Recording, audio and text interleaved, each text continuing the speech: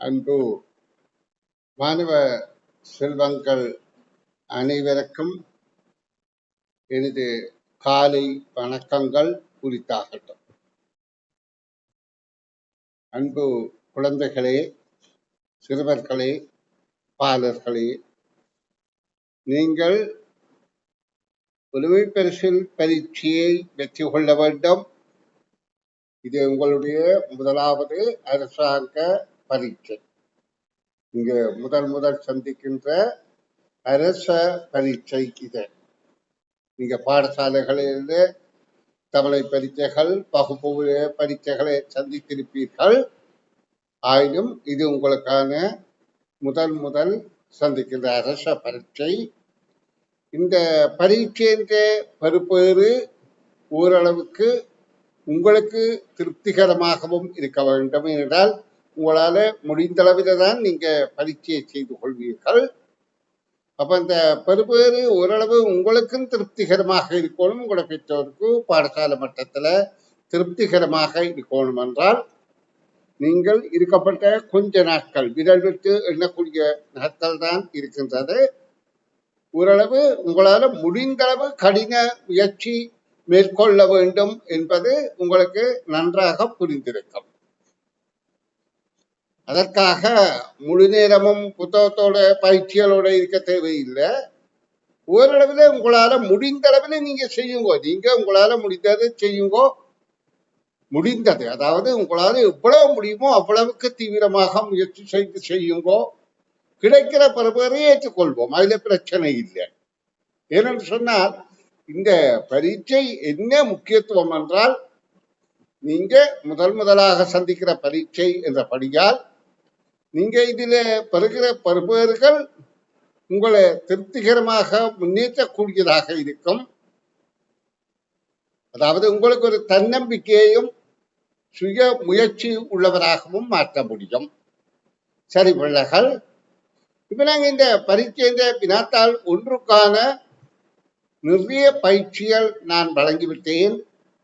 உங்களுக்கு நிறைய காணொலிகள் போட்டிருக்கிறேன் யூடியூப்லையும். நிறைய பயிற்சிகள், நிறைய விடயங்கள் தந்திருக்கிறேன். பயிற்சி தாள்கள் கூடி வெளியிட்டிருக்கிறேன். அப்ப என்னுடைய மன திருப்திக்கு எனக்கு ஓரளவு நல்ல திருப்தியாக நான் உங்களை வழிநடத்த என்னால் இயன்றதை செய்திருக்கிறேன் என்று நான் கருதுகிறேன். அதற்கு மேலாக வினாத்தாள் 2 என்பது மிக இலகுவாக நாங்கள் எதிர்கொள்ளக்கூடிய ஒரு வினாத்தாள். வினாத்தாள் 2ல அதாவது உண்மையிலேயே 5 பாட பரப்புக்கள், அதாவது 5 எப்படி? தமிழ், கணிதம், சுற்றாடல், ஆங்கில சிங்களம். ஆங்கில சிங்களம் உங்களுடைய பேச்சு வழக்கிலையும் உங்களுடைய அன்றாட பாவனையிலும் உள்ளதை கருத்தில் கொள்ளப்படுகின்றது. அப்ப அது மிக இலகுவானது. ஒரு குறைந்த புள்ளிகள், 8-10 புள்ளிகளுக்குள்ள தான் அதுக்கு கிடைக்கின்றது. தமிழ், கணிதம், சுற்றாடல் என்பது, தமிழ் என்பது உங்களோட தாய்மொழி. நீங்க வாசிக்கிறது, படிக்கிறது, கேட்கிறது, கதைக்கிறது எல்லாமே தமிழ்ல தான். அப்ப தமிழ் என்பது உங்களுக்கு அவ்வளவு கடினமாக இருக்க போறது இல்லை. அதோட பாடசாலைகள்ல கற்கிற விடயங்கள் முழுக்க தமிழ் தான். அப்ப தாய்மொழி, அப்ப தாய்மொழிக்கு தான் கூடிய அளவு இடம் இருக்கின்றது. என் கேள்விகளை, எல்லா கேள்விகளுமே தாய்மொழியிலான கேட்கப்படுது. சுற்றாடல் கல்வி என்றாலும் தாய்மொழி தமிழ்ல தான் கேட்கப்படுது. அப்ப தமிழ் என்பது முக்கியத்துவம். அதே நேரம் கணிதம் என்பது எண்ணும் எழுத்தும் கண்ணினை தகும் என்று பரீட்சைத்தாளில் வருகின்ற கணிப்புகள் எல்லாம் தமிழ்ல கேள்விகள் எழுதப்பட்டிருந்தாலும் கணிப்புகளூடாகத்தான் விடை காண்பது. அப்ப அதுவும் 2 தான் இந்த பரீட்சைத்தாளில் கிட்டத்தட்ட 170 புள்ளிகளுக்கு தீர்மானிக்கின்றது. அதாவது 160 புள்ளிகளுக்கு மேலே தீர்மானிக்கின்றது.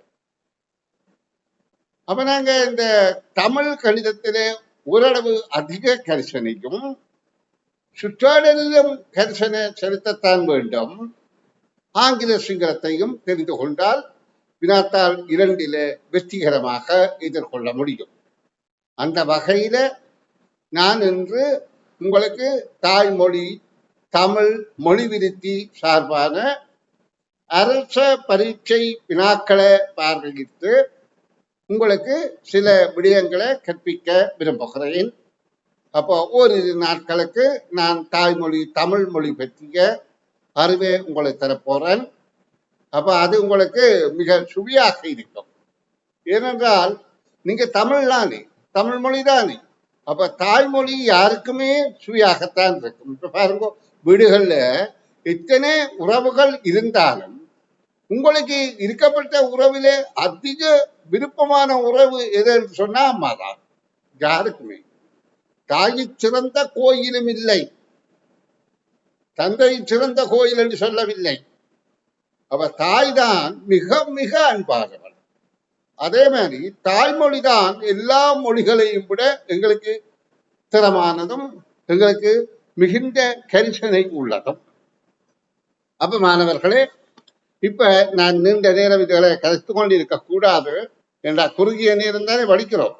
அப்ப அதுல நாங்க தமிழ் மொழியில இதுவரையில வந்த அரச பரீட்சை தாள்களை நாங்கள் நோக்குவோமாக இருந்தால் ஒரு குறிக்கப்பட்ட விடயத்துக்கு தான் கேள்வி வரும். வினாத்தாள் 2ல தமிழ் மொழி வந்து முதல்ல ஒரு பந்தியை தருவார்கள். பந்தியை வாசித்து அந்த பந்திக்கு ஏற்ப விடையளிக்க வேண்டும். இந்த இடத்துல நாங்கள் கைக்கொள்ள வேண்டிய மிக முக்கியமான விடயங்கள் என்னென்றால், பந்தியில உள்ள விடயத்தை வாசித்து புரிந்து கொள்ள நாங்கள் தெரிந்து கொள்ளணும். பந்தியை கவனமாக வாசிக்கணும். அதாவது வாசிப்பிலையும் பல வகை இருக்குது. சும்மா மேலோட்டமா வாசிக்கிறது, அடுத்த நிமிடம் வாசித்ததை என்ன வாசித்தோம் என்பது கூடி புரியாதவர்கள் இருக்கிறார்கள். அப்ப அப்படி வாசிக்கிறீர்கள் கர்சனையோடு அக்கறையோடு கிரகிக்கக்கூடிய ஆற்றலோட வாசிக்க பழக வேண்டும். அது எல்லா விடயத்துக்குமே உங்களுக்கு உதவும். அப்ப பந்தியை வாசித்த பிறகு அது சார்பாக ஒரு 6, 7 கேள்வி, 5க்கு மேல கேள்வி இருக்கும். அந்த 6 கேள்விகளுக்கும் 6 புள்ளிகள் வழங்கப்படும். இது ஒவ்வொரு வருஷ அரச பரீட்சை தாள்களை நீங்க கவனிக்கின்ற போது இப்படித்தான் வருது. அப்ப இனியும் அப்படித்தான் வரும். அப்ப இந்த பந்தியில அநேகமாக அந்த பந்திக்கு கீழே தருகின்ற அறிவுறுத்தலை கேட்டிருப்பார்கள். பந்தியில் உள்ள விடயத்தை தழுவி விடையளிக்க சொல்லி, பந்தியை பயன்படுத்தி விடையளிக்க சொல்லி. அப்ப இந்த கருத்து என்னென்றால், பந்தியிலே என்ன சொல்லப்பட்டிருக்கோ அதைத்தான் நாங்கள் விடையாக அளிக்க வேண்டும். இப்ப அதுல கேட்கப்பட்ட விடயத்தில ஒத்த விடயம் வெளியிலே எங்களுக்கு அறிவில தெரிந்திருந்தாலும் பந்தியில உள்ள விடயத்தை தான் விடையாக வழங்குதல் வேண்டும்.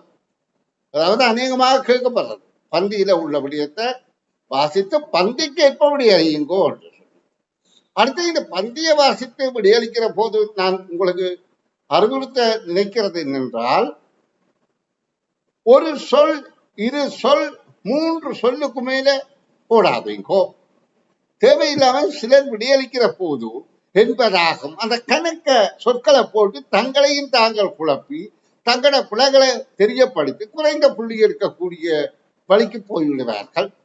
அப்போ எப்பவும் மிக சுருக்கமாக தெளிவாக விடையளிக்க பழக்கப்படும். ஷார்ட் அண்ட் ஸ்வீட் என்பார்கள். அதாவது தெளிவாகவும் சுருக்கமாகவும் கொடுக்கிற விட தெளிவா இருக்கணும், சுருக்கமாக இருக்கணும். அப்ப நான் இந்த உங்களுக்கு சொல்ற விடயத்தை நல்லா கேட்டுக்கொள்ளுங்க.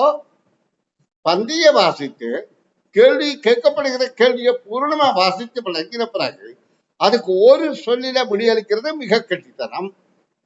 சில வேளை 2 சொல்லில விடையளிக்க வேண்டியிருந்தால் 2 சொல்லில விடையளிக்கோ. அதுக்கு மேலே அதிக சொற்களை பயன்படுத்தி சில பிள்ளைகளை அப்படி நான் பார்த்திருக்கிறேன் அனுபவத்தை கொண்டு. நிறைய சொற்களை போட்டு தங்களுக்கு இது பெரிய திறமை இருக்கிறது காட்டுறதுக்காக அப்படி செய்வார்கள். அது வெறும் பிழை. அப்படி செய்கிற போது என்ன நடக்குது என்றால், எங்களுடைய எழுத்துப்பிழை அவர்களை அறிந்து விடுகிறார்கள். சில வேளை நீங்க எழுத்துப்பிழை விடக்கூடும், விட முடியாது என்று இல்லை, பெரியவர்கள் கூடிய எழுத்துப்பிழை விடுகிறார்கள். அப்போ எழுத்துப்பிழை இல்லாம எழுதுறதுக்கு என்ன செய்யணும்? வாசிப்பேத்துல கூட்டணும். நிறைய நிறைய வாசிக்க, நிறைய நிறைய எழுத எழுத்துப்பிழை தானாக மறைத்துவிடும். ஆனால் இப்ப நீங்க 10 வயது பிள்ளைகள் முதலாக சந்திக்கிறாரு சோதிக்க என்றபடியால் எழுத்துப்பிள்ளையை திருத்திக் கொண்டிருக்க நேரம் போதாது என்பதனால வாசிக்கத்தை வாசிக்கத்தான் செய்கிறீர்கள், எழுதத்தான் செய்கிறீர்கள் என்றாலும் பத்தாது. அப்ப எழுத்துப்பிள்ளையை வெளிக்காட்டினங்கிற புள்ளிகளை குறைத்து விடாம, ஏனென்றால் இந்த தமிழ் மொழியில ஒரு எழுத்துப்பிள்ளை இருந்தா ஒரு புள்ளி போயிடும். அப்ப எழுத்துப்பிள்ளையை காட்டியங்கிற புள்ளிகளை குறைத்து விடாம நாங்கள் ஒரு சொல்லில 2 சொல்லில விடை அளிக்க வேண்டும். இப்ப இத நான் சொல்வதை நீங்க மூளையில பதிச்சு கொள்ளுங்கோ பிள்ளைகள். இது உங்களை நேரத்தை விடயம் செய்கிற விடயம் அல்ல, உண்மையான கருத்தை சொல்கின்றேன். அப்ப நீங்கள் இதை நன்றாக தெளிவாக மனதில பதித்துக் கொள்ளுங்கள். அடுத்து இதுல என்ன கேட்கப்படுகின்றது? முதல்ல பந்திய தந்து பந்தியில 6 கேள்வி, பிறகு இந்த சொல்லி இலக்கணம், இதெல்லாம் நான் உங்களுக்கு சொல்லித்தர போறேன். அதுக்காகத்தான் இப்ப முதலே அத்திவாரமாக என்னென்ன வரும் என்பதை சொல்லித்தாரேன். சொல்லி இலக்கணம் எழுவாய் பயனிலை இயல்பு திருத்தமா இருக்கா, ஒரு வாக்கியத்துல எழுவாயும் பயனிலையும் பொருத்தமாக இருக்கா என்றால், அதாவது இந்த சொல்லிலக்கண பிழை இருக்கும். அதாவது எழுவாய் பயனிலே பிழையாக அமைந்து விட்டால் அது திணை பிழையாக இருக்கும், பால் பிழையாக இருக்கும், எண் பிழையாக இருக்கும், இடம் பிழையாக இருக்கும், கால வளமும் இருக்கும். அதாவது திணை வலு என்ற பிழை. அப்ப வாக்கியங்கள்ல இந்த வழுக்கள் இல்லாமல் நாங்கள் சொற்களையாக்க புரிந்து கொள்ள வேண்டும். இப்ப இந்த மாணவர்கள் உங்களை நாங்க உங்களை நான் பார்த்து இந்த விடயங்களை சொல்லிக்க எனக்கு புரிகிறது என்னென்றால், அநேகமான மாணவர்கள் அக்கறையோட கேட்பீர்கள், நல்ல அக்கறையோட கேட்கிறீர்கள். இதுதான் கேட்கிற திறமை. இதே மாதிரி தான் உங்களோட படிக்கிற திறமையும் இருக்கும். ஆனால் ஒரு சிலர் மட்டும் இப்படி இருக்கிற போது சாப்பிடுறது, டீ குடிக்கிறது, இந்த பழக்கங்களை நிறுத்துங்கோ. ஒரு நேரம் ஒரு வேலையை செய்யுங்கோ. அம்மா அப்பா என்ன கதைக்கணும் என்று அங்கால பார்க்கிறது, இதெல்லாம் ஒரு பலவீனமாக கருதப்படுகின்றது. அதாவது நீங்க படிக்கிற நேரம் படிப்பை மட்டும் கவனிங்கோ, ஒரு நேரம் ஒரு விடயத்தை செய்யுங்கோ, திறமாக செய்யலாம். ஒரே நேரத்தில் 2 விடயம் செய்ய போனால் காதால கேட்டுக்கொண்டு சாப்பிட்டு கொண்டு டீயை குடித்து கொண்டு அங்கால பராக்கு பார்த்து கொண்டு இருந்தா இதேதான் கவனச்சிதறல் என்று சொல்றது. அப்படி பழகாதுங்க. அப்ப நாங்க ஒரே நேரத்துல ஒரு விடயம், நாங்க ஒரு விதிய ஆற்றல் உள்ளவர்கள் அல்ல, எங்களுக்கு ஆற்றல் தேவையும் இல்லை. எங்களுக்கு ஒரு வித திறமை இருந்தா போதும், செய்கிறது திறமை செய்தா சரி. அப்ப கவனச்சிதறலாக அங்க இங்க பராக்கு பார்த்து பழகாதுங்கோ. இதே பழக்கம் தான் பரீட்சைக்கும் வரும். என்னடா பரீட்சை மண்டபத்துல எங்களுக்கு குறிக்கப்பட்ட நேரம் தான் தருவார்கள், அந்த நேரத்துக்கு நாங்க படி அளிக்கணும். அப்ப நீங்க கவனச்சிதறலாக இருக்காம ஒழுக்கமாக குறைந்த சொற்கள்ல தமிழ் வினாக்களுக்கு விடையளித்து பழகுங்கோ. இது ஏன் சொல்றேன் என்றால், உங்களுடைய எழுத்துப்பிழைகளை பார்த்து அவர்கள் குறைந்த புள்ளிகள் தந்து உங்களை கீழ் மட்டத்துக்கு தட்டி விடுவார்கள். அதாவது வெட்டு புள்ளிக்கு கீழே போகக்கூடிய சந்தர்ப்பத்தை அது அமைத்து தந்துவிடும். வினாத்தாள் 1 என்பது சிந்தித்து கிரகித்து கேள்விகளை பார்த்து அதற்கு நுணுக்கமாக விடையளிக்கிறது. எல்லாருக்கும் சாதகமா இது. சிலருக்கு அதுல கொஞ்சம் டவுட்டுகள் சந்தேகங்கள் இருக்கிறதுனால புள்ளி குறைகிறது. ஏன்னா நீங்க எல்லாரும் ஒரே மாதிரி தான், ஒரே வயது, ஒரே அறிவு. கடவுள் எல்லா உறுப்புகளையும் ஒரே மாதிரி தான் தந்திருக்கிறார், ஒன்னும் வித்தியாசம் இல்லை. அப்ப மூளையும் அதே அளவு தந்திருப்பார். ஆனா அந்த மூளையை பிரயோகிக்கிறதானே எங்களுடைய பயன்பாடாயிருக்கு. இப்ப கத்தி இருக்குது, அந்த கத்தியை பயன்படுத்துறதுலதானே அந்த செயற்பாடு பயன் கிடைக்கும். கத்தி பாவிக்கா மக்களின் என்னையும் அப்படியே துருப்பிடித்து மலங்கி போகும். அப்ப பாவிக்க தீர்த்த தீர்த்தத்தான் அது பயனுள்ளதாக மாறும். அதே மாதிரிதான் நாங்க எந்த ஒரு செயலையும் செய்தால்தான் பயன், அதை பயன்படுத்தினால்தான் பயன்.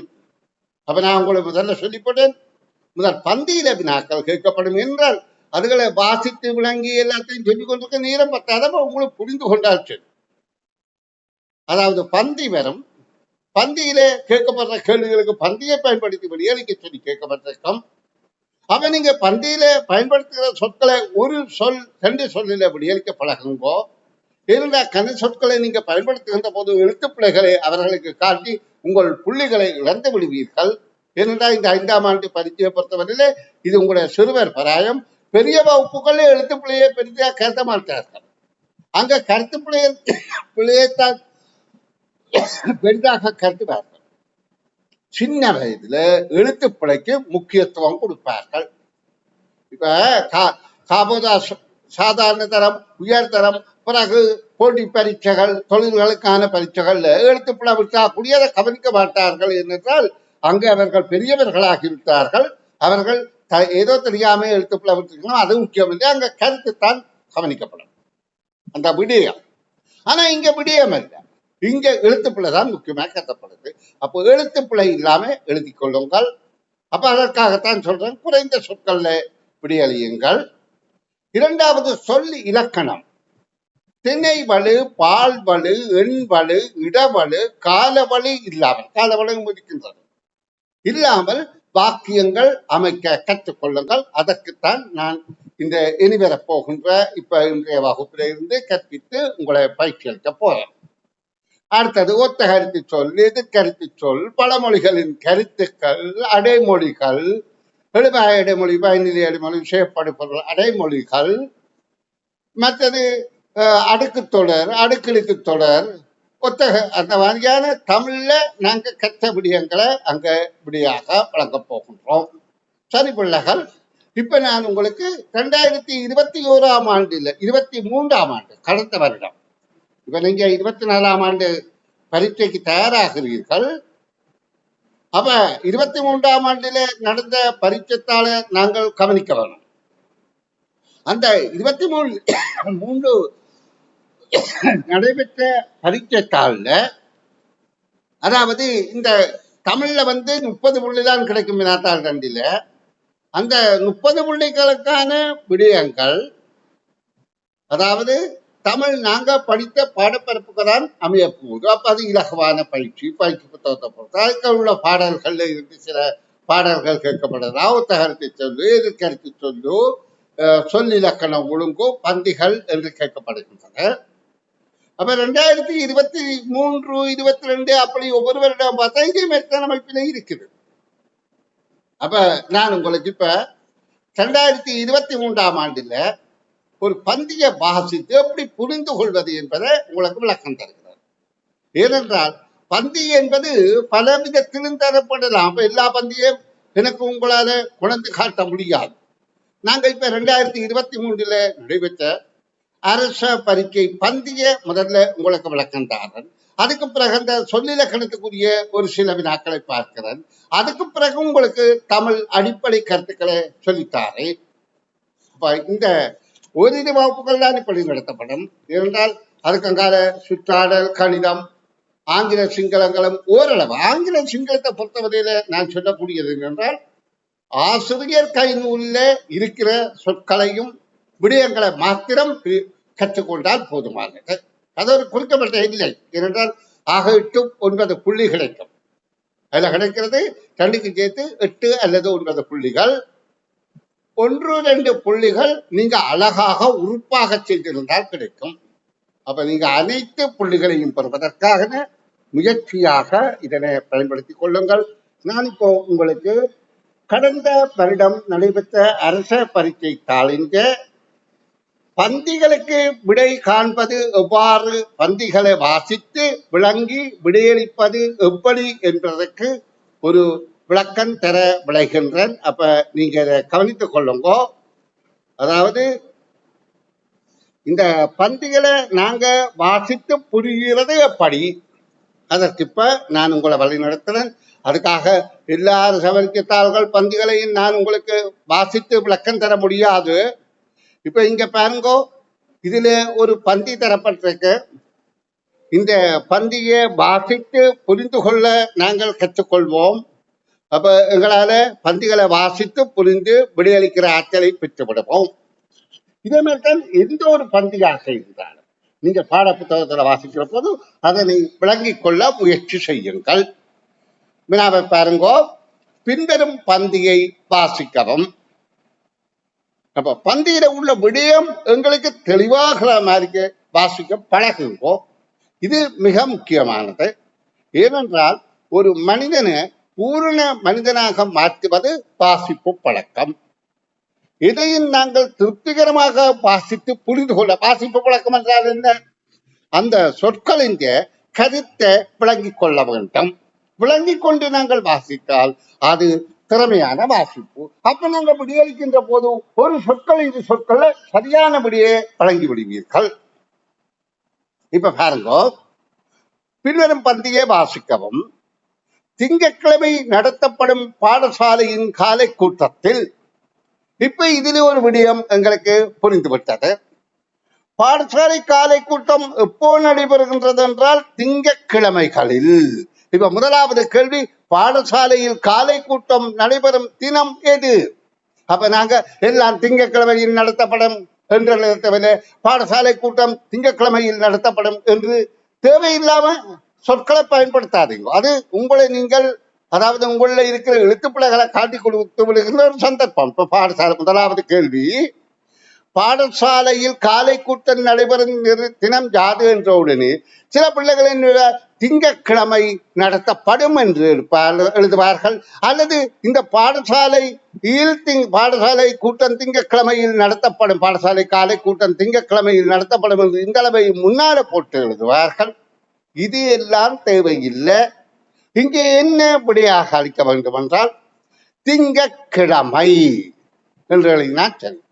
வேணுமென்றால் இதற்கு விகுதி சேர்த்து திங்கட்கிழமையில் என்றும் எழுதலாம். ஏன் விகுதி சேர்த்து எழுதி பழகிறது சிறப்பாக இருக்கும். அப்ப பாடசாலை காலை கூட்டம் நடைபெறும் தினஞ்சாது என்றால் திங்கட்கிழமையில் அல்லது திங்கட்கிழமை. இப்ப கேள்வியை நல்லா புரிந்து கொள்ளுங்க. இந்த மாதிரி நீங்க செய்தால் அதற்கு சரி கிடைக்கும். சரி கிடைத்தவுடனே ஒரு புள்ளி தானாக கிடைக்கும். நான் சொல்லியிருக்கிறேன், இந்த பயிற்சித்தாள்கள் விளக்கம் அளிக்கின்ற போது இந்த சட் பண்ணுகிறவர்கள் முன்னால வந்து நிற்பார்கள். அவர்கள் உடனடியாக வகுப்பிலிருந்து நீக்கப்படுவார்கள். இதுல மகளின் நிலவன் என்றவர் சட் பண்ணி இருக்கிறார். இது கெட்ட பழக்கம். படிப்பிக்கிற வேளையில நீங்க கேட்கிறீங்களா, உங்களுக்கு இந்த சட் பண்ற பழக்கம். அதாவது சட் பண்ணினவரை நான் உடனடியாக வகுப்புல நீக்கி போட்டு வந்து பங்கு பெற்றேன். காரணம் என்னென்றால் அடுத்த வகுப்புகளையும் இவ்வகையில மாணவர் சட் பண்ணாமல் இருக்க வேண்டும் என்றதற்காக அவரா தானாக மாத்திட்டார். அதாவது சட் பண்ணுகின்ற பழக்கத்தை நிறுத்தி கொள்ளுங்கள். இப்படி சட் பண்ணுகின்ற போது உங்களுடைய திறமை மலங்குகின்றது. நீங்க அந்த இடையூறு விளைவிக்கின்றீர்கள் என்பதை மட்டும் கருத்துல கொள்ளுங்கள். அப்ப இந்த கேள்வி, அப்ப நாங்க நிறைய வாசித்து புரிந்து கொண்டு வெளியளிக்கிறோம். திங்கட்கிழமையில் நடத்தப்படும் பாடசாலையின் காலை கூட்டத்தில் மாணவர்களின் திறமையை வெளிப்படுத்தும் சந்தர்ப்பம் ஆரம்பமானது. அப்ப நாங்க இந்த கேள்வியை வாசித்தோம், பந்தி வாசித்து புரிந்து கொள்வதுதான் நான் இன்று உங்களுக்கு தரப்போற விளக்கம். ஏன் அதுல 6 புள்ளிகள் இருக்கின்றது. 6 அல்லது 7 புள்ளி வந்துவிடும். அப்ப 200 புள்ளிகள்ல 6 அல்லது 7 புள்ளி மிக பெருமதியானது.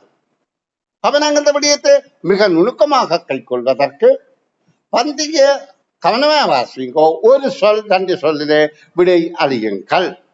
இப்ப நாங்க இதுல பார்த்தோம், திங்கட்கிழமை என்று ஒரு சொல்லிலே விடையளித்து விட்டோம். திங்கட்கிழமை பாருங்க.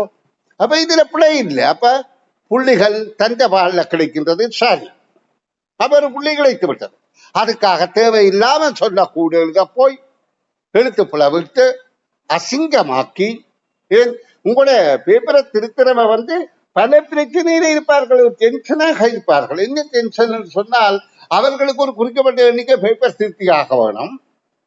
அப்ப அவர்களும் மனிதர்களானி, அவர்கள் இந்த பேப்பரை திருத்துற போது பிள்ளைகளுக்கு எழுத்துக்கள் அசிங்கமாக இருக்கிறீர்களே, அவைக்கு ஒரு மனதுக்கு ஒரு குழப்பமாக இருக்கும். அப்ப அந்த குழப்பத்தாலே அவர்கள் இன்னும் செய்வார்கள், நீங்க சரியாக விடையெழுத்தா குடிப்பிள்ளை என்று போட்டு விடுவார்கள். ஏனென்று சொன்னால் அவர்கள் பிழையான விடைக்கு சரியென்று போட்டு விட்டால் அவர்களுக்கு கேள்வி வரும், ஏன் அப்படி செய்தீர்கள் என்று.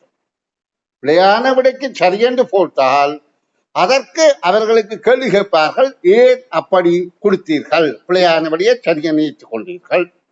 சில வேளை சரியான விடைக்கவை பிழையென்று போட்டால் அந்த கேள்வி வராத. காரணம் என்னென்றால் அவர்கள் சொல்வார்கள், இந்த எழுத்த பாருங்க, இட்டன்னா மேல் நோக்கி நிற்குது, கீனாக்கு அசிங்கமா இருக்கு, அதெல்லாம் பிழை என்று போட்டினான் என்று சொன்னால் அதற்கு அந்த மேலதிகாரிகள் ஒரு ஆக்ஷனும் எடுக்க முடியாது. அப்ப பாருங்க, சரியென போடுவதற்கு கிடைக்கிற சந்தர்ப்பமா பிழையென போடுவதற்கு கிடைக்கிற சந்தர்ப்பமா அவர்களுக்கு கூட என்றால் பிழை போடுறதுக்கு தான் அவைக்கு சந்தர்ப்பம் கூட. அதனாலதான் கதை பிள்ளைகள் திறமசாலியா இருப்பான், பாடசாலையில மார்க்ஸ் எடுப்பான், ஆனா பரீட்சையில குறைஞ்ச மார்க்ஸ் எடுத்து போட்டு அம்மா அப்பா ஐயோ இந்த பிள்ளைக்கு ஏதோ பிள்ளை நடந்து போச்சுது, பேப்பர் திருத்தினவர் பிள்ளை விட்டுட்டார், ரீகரெக்ஷன் போடணும் என்று சொல்லி பிரின்சிபலோட போய் சண்டையில பிடிப்பினோம். ஆனா அங்க நடந்த பிள்ளை என்னென்றால் உண்மையான பிள்ளை, இது அனுபவத்தை கொண்டுதான் சொல்றேன். எழுத்துக்களை தெளிவாக எழுதாமல் விடுகிறது பிழை. அப்போ எழுத்துக்களை உறுப்பாக எழுதினால் புள்ளி தானாக கிடைக்கும். இனி நான் பண்டிகை மிகுதி விடயத்துக்கு வரேன். திங்கட்கிழமை நடத்தப்படும் பாடசாலை காலை கூட்டத்தில் மாணவர்களின் திறமையை வெளிப்படுத்தும் சந்தர்ப்பம் ஆரம்பமானது. அப்ப எங்களுக்கு விளங்கிவிட்டது, திங்கட்கிழமை காலை கூட்டத்துல மாணவர்களின் திறமையை வெளிப்படுத்துகின்ற ஒரு சந்தர்ப்பமான ஒரு நிகழ்வு ஏதோ ஆரம்பிக்க போகின்றது. இது காலை கூட்டத்தினால் நடக்கின்றது. என்ன அப்ப கூட்டத்திலே என்று சொன்னால், அதாவது மாணவர்கள் இருப்பார்கள், அதிபர் ஆசிரியர்கள் இருப்பார்கள், பெரியவர்கள், அதை வழிநடத்துறவர்கள். அப்ப அதில் மாணவர்களுடைய திறமையை பயன்படுத்துற வெளிப்படுத்துகின்ற அந்த மாணவர்கள் தங்களுடைய திறமைகள், ஒவ்வொருவருக்கும் ஒரு திறமை இருக்கும். ஒருவர் வாசிப்பார், ஒருவர் பேசுவார், ஒருவர் பாடுவார், ஒருவர் நடனம் ஆடுவார், ஒருவர் விளையாட்டுல திறமையாக இருப்பார். எல்லாருக்கும் கடவுள் எல்லா திறமையும் கொடுக்க மாட்டார். ஒருவருக்கும் ஒரு திறமை தான் கூடுதலான திறமையாக இருக்கும். அந்த திறமையை தான் நாங்கள் கூடுதலாக விருத்தி செய்து எங்களோட முழு ஆற்றலையும் காட்ட வேண்டும். ஆரம்பமானது.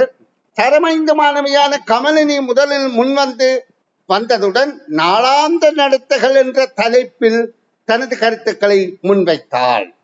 அப்ப அது என்ன திறமை அங்க வெளிப்படுத்துகின்றாள்? யார்? கமலினி. என்ன திறமை வெளிப்படுத்துகின்றாள்? நாளாந்த நடத்தைகள் என்ற தலைப்பிலே கருத்துக்களை முன்வைத்தாள். அப்ப அவள் பேசுகின்றாள்.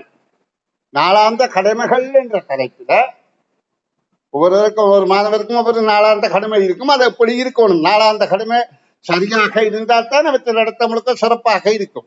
அதை பற்றி கமலினி தான் முதல்ல வாராள். முதலில் முன்வந்ததுடன் நாளாந்த நடத்தைகளின் தலைப்பில் தனது கருத்துக்களை முன்வைத்தாள்.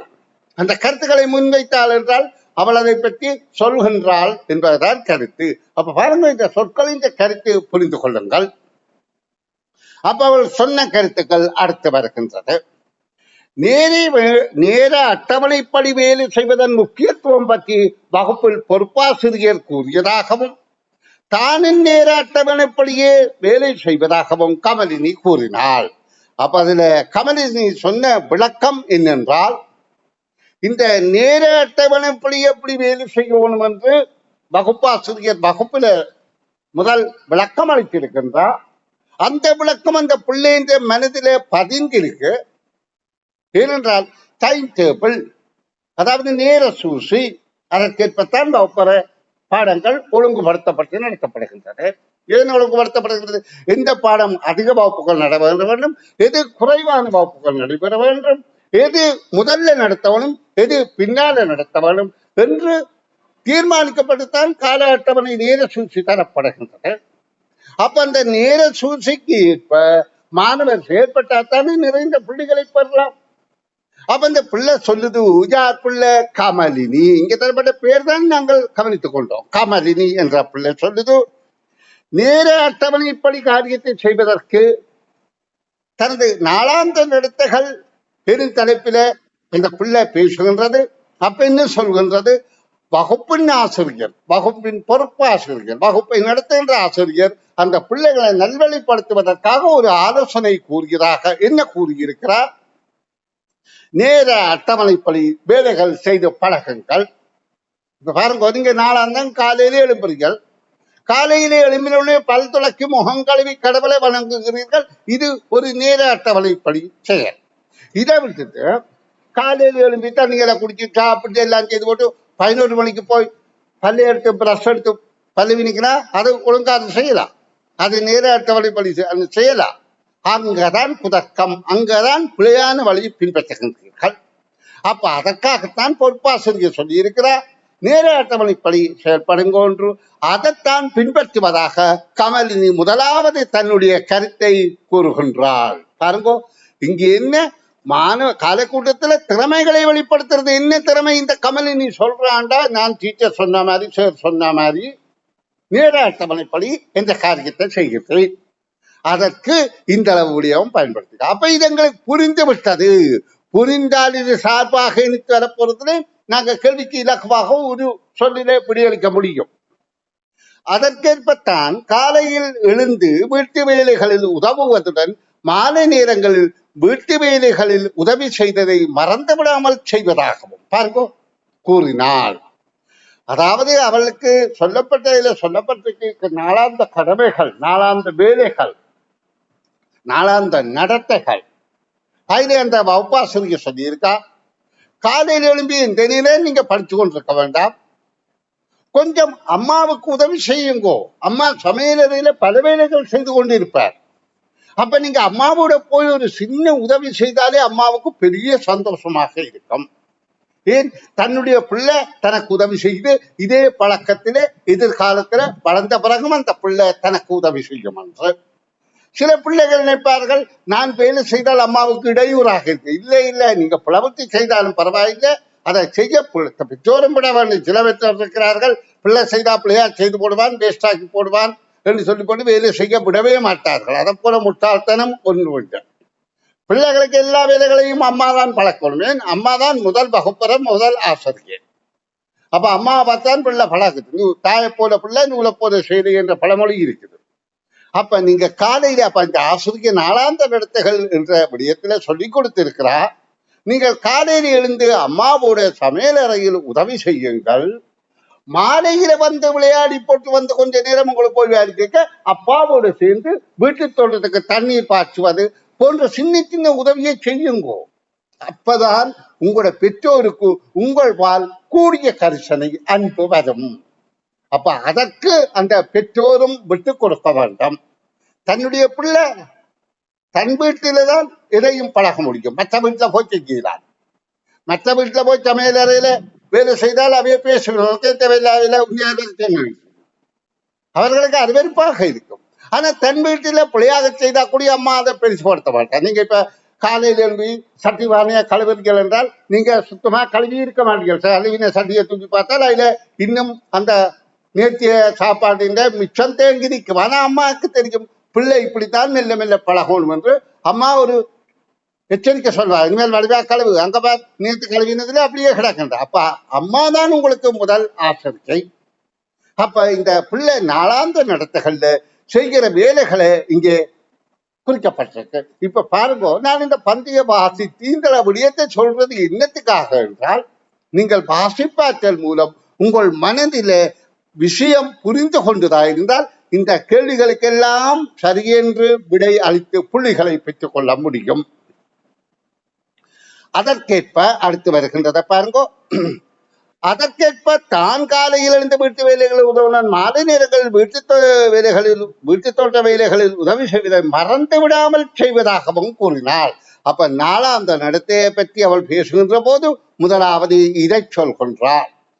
அது மட்டுமல்ல, இதை சொல்லி முடித்த பிறகு பேச்சின் நிறைவு செய்த பின்னர், இந்த பேச்சை பேசி முடித்தவர்கள் அவள் தனது வீட்டு தோட்டத்தை பார்வையிட வருமாறு அழைப்பு விடுத்தாள். இரண்டாவது இதை சொல்லி அவள் சொன்னால், நான் இப்படியாக வீட்டு தோட்டத்தை அப்பாவோட சேர்ந்தோ அல்ல அம்மாவோட சேர்ந்தோ சகோதரர்களோடு சேர்ந்தோ பராமரித்து எல்லாம் தரமாக செய்திருக்கிறேன். அதற்காக நீங்க எல்லாரும் பாருங்கோ, வந்து பாருங்கோ.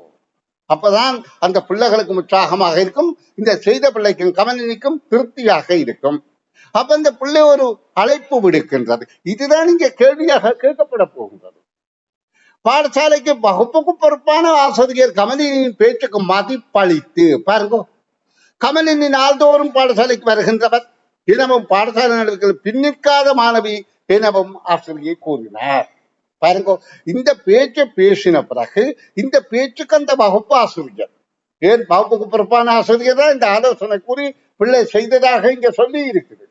அப்ப இந்த சொல்ல மதித்து எல்லாரும் அதை அக்கறையோடு கேட்டார்கள். அதுக்கும் மதிப்பளித்த ஆசிரியர் இந்த பிள்ளை சொன்ன கருத்து உண்மை என்றதை இன்னொருவர் நிரூபிக்க வேண்டும். அப்ப இந்த ஆசிரியர் வந்து சொல்றா, ஆமாம், இந்த பிள்ளை மிகவும் ஒழுக்கமானவர், நாள்தோறும் பாடசாலைக்கு வருவா, ஒழுங்காக வருவா, தலை சீவி இருக்கும், நல்ல சுத்தமான ஆடைகள், தோய்த்துணைந்த ஆடைகள் அயன் பண்ணி அதாவது கிளீனாக கொண்டு வருவா, கடமையை சரியாக செய்வா, படிப்பிக்கிற நேரம் நல்ல கவனமாக கவனிப்பா, தன்னுடைய நண்பர்களோட நல்ல அன்பாக பழங்குவா, சகிப்புத்தன்மை, விட்டு கொடுப்பு தன்மை எல்லாம் இருக்கின்றது என்பதை அந்த ஆசிரியர் வகுப்பில ஒரே சொல்லிலே சொல்லி முடித்திடுவா.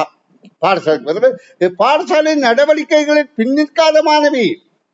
பாடசாலையில் ஒரு காரியம் செய்ய சில மாணவர் ஒழித்து விடுவார்கள், அதெல்லாம் கெட்ட பழக்கம். ஏன், பாடசாலை வகுப்பறை என்பது உங்களிடம். அப்ப நீங்க கடமையை முன்னிக்க வேணும், செய்ய வேண்டும் என்பதுதான் இந்த பந்தியின் சுருக்கம். இதை வாசித்து புரிந்து கொள்ளுங்கள் என்பதற்காகத்தான் நான் இப்ப உங்களுக்கு இதுல ஓரளவு நேரத்தை விரயம் செய்து கொண்டு பந்தி வாசிக்கின்ற ஆற்றலை உங்களுக்கு தந்து கொண்டிருக்கிறேன். அப்ப அன்பு குழந்தைகளே, இவ்வாறு நீங்க வாசித்து பழகி பந்தியில விடையளித்தால் அந்த பந்தியில் கிடைக்கக்கூடிய 6-7 புள்ளிகளும் நிச்சயமாக கிடைக்கப்படும். இதே மாதிரி நான் ஒரு வகுப்புல கட்டுரை ஆக்குவது, நாளைய வகுப்புல சொல்லிலக்கண ஆக்கம் பற்றியெல்லாம் சொல்லித்தர இருக்கிறேன். அதே மாதிரி கணிதம் சுற்றாடலும் கற்பிக்க இருக்கின்றேன். அப்ப இதற்கு பாடசாலை காலை கூட்டத்தில் நடைபெறும் தெரிஞ்சாது திங்கட்கிழமை என்பது பந்தியில இருந்தெடுத்தீர்கள். கமலி தலைப்பாக கொண்டது யாத்து நாளாந்த நடத்துகள். இதை பார்த்து அப்படி எழுத வேண்டியாது, பிறகு எழுத்துப்புல வரப்போகுது. மேல உள்ளதை கீழே பார்த்து எழுதுங்க. கமலின் பேச்சில் அடங்கிய நாள்தோறும் மாலை நேரங்கள் அவளால் செய்யப்படும் வேலை யாது? வீட்டு தோட்ட வேலை. இங்க பாருங்க, அவள் சொல்றாள், எழுந்து வீட்டு வேலைகளில் உதவுவதுடன் மாலை நேரங்களில் வீட்டு தோட்ட வேலை. அதைத்தான் எழுதுங்க, வேறு ஒன்றும் எழுத வேண்டாம். பேச்சு நிறுதியில் கமலினியால் முன்வைக்கப்பட்ட வேண்டுகோள் யாது? அவள் என்ன செய்தால், தனது வீட்டு தோட்டத்தை பார்வையிட வருமாறு அழைத்தாள். அப்ப இந்த அளவு எழுதினா போதும். பார்வையிட வருமாறு அழைத்தாள், அழைப்பு விடுத்தாள், அந்த விட்டா சரி. என்றால் அது கம்ப்ளீட்டா எழுதணும்.